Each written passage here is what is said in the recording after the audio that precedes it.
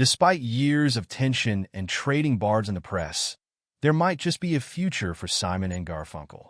It's been nearly a decade and a half since Simon and Art Garfunkel last shared the stage, but for the first time in years, the duo have reunited in the interest of making amends. I actually had lunch with Paul a couple of weeks back. First time we'd been together in many years, Garfunkel revealed during a conversation with the Sunday Times. I looked at Paul and said, "What happened? Why haven't we seen each other?" Paul mentioned an old interview where I said some stuff. I cried when he told me how much I had hurt him. Reflecting on the schism in their relationship, Garfunkel said, "I guess I wanted to shake up the nice guy image of Simon and Garfunkel. You know what? I was a fool." The Grammy-winning duo began their partnership as childhood friends and would later become one of the best-selling acts of the 1960s, recording such timeless hits as Bridge Over Troubled Water, Mrs. Robinson, and The Sound of Silence. Artistic disagreements would lead them to part ways by the late 70s, though they would perform together sporadically in the aftermath. Their last time sharing the stage was in 2010 at the American Film Institute's tribute to Mike Nichols, whose film The Graduate features 5 of their songs. "We've made plans to meet again," Garfunkel said, and, hinting at the potential for a musical collaboration, added, "Will Paul bring his guitar? Who knows?" However, the musician noted that making music was not his primary reason for healing their friendship. "For me, it was about wanting to make amends before it's too late," he said.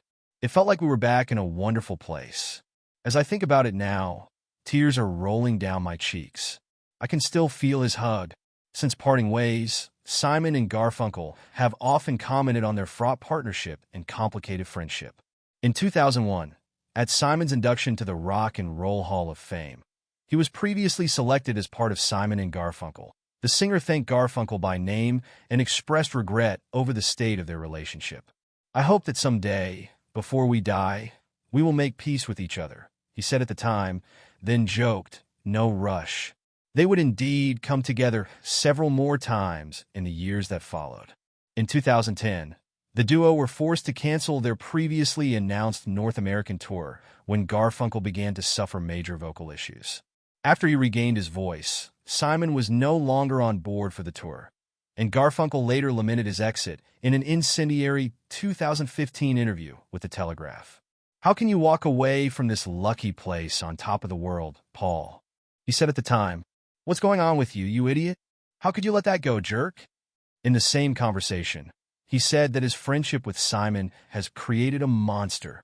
The following year, Simon said that a reunion with Garfunkel was out of the question because the two don't even talk. But now, things are looking up. Even Garfunkel's son, Art Jr., believes there is hope for a future on-stage reunion, especially after witnessing his father's reaction to meeting up with his old friend. They've had their ups and downs over the years, but after the meeting, Dad was so happy. "He called me and said, 'Paul's my brother. He's family,'" Art Jr. told the Times. "I do think there is a possibility of them getting together musically. I'm speaking hypothetically here, but maybe a big TV/charity event, adding even more fuel to the fire," he said, with a bit of encouragement from their peers in the music industry that could lead to some new material. A new generation discovering the beautiful music they make together.